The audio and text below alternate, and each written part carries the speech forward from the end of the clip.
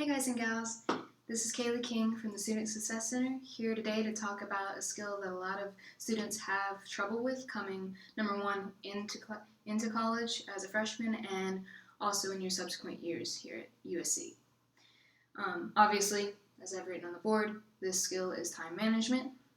Time management is so important, especially when you're trying to balance any kind of work you're doing, any kind of extracurricular events such as groups, clubs, spending time with your family and friends, and also, as everybody's coming to college for, classes. I have a few tips here that I want to share with you that I use on a daily basis to try and manage my time and learn new information quickly and efficiently, because you're not just trying to learn information, but you're also trying to retain it as well for the long run, for tests, for papers, and just in general life, just to know.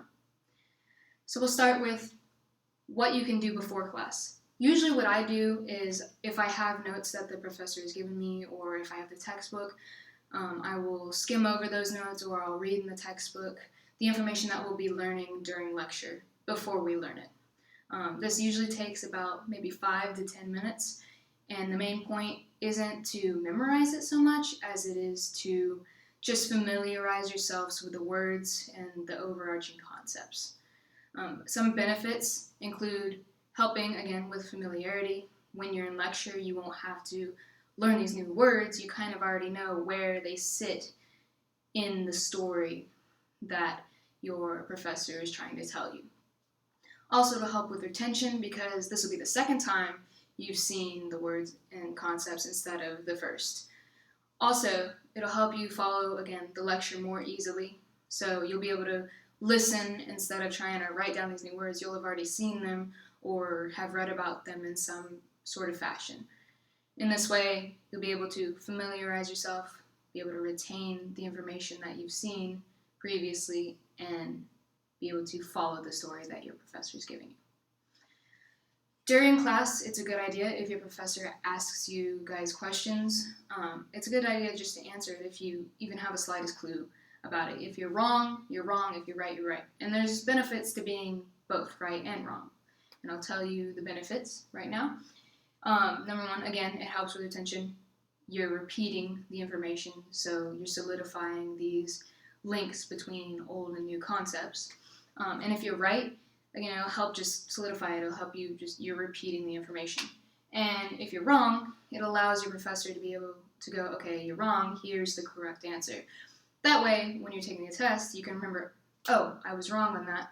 Here's the correct answer that he told me, instead of on the test, if you didn't answer his question, thinking that your wrong answer is right. Also, as a bonus, it's not really time management related, but it is a bonus that the professor can put a face to your name. Instead of you just being part of an attendance role, you actually participate in class, and a lot of times if you go to talk to the professor about something, he or she will be able to help you out a little bit more or want to work with you just because you've actively participated in class, you actually want to learn.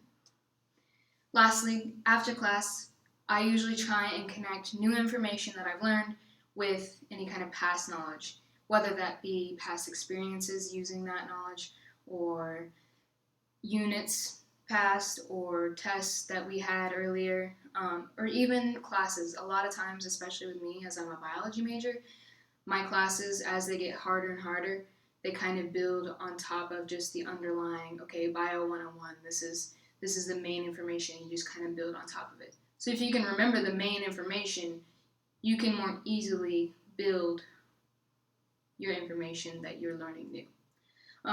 This reduces the amount of material that you need to learn, mainly because you already know half of it. And number two, it also allows you to use logic to explain any kind of concepts or words instead of solely memorization.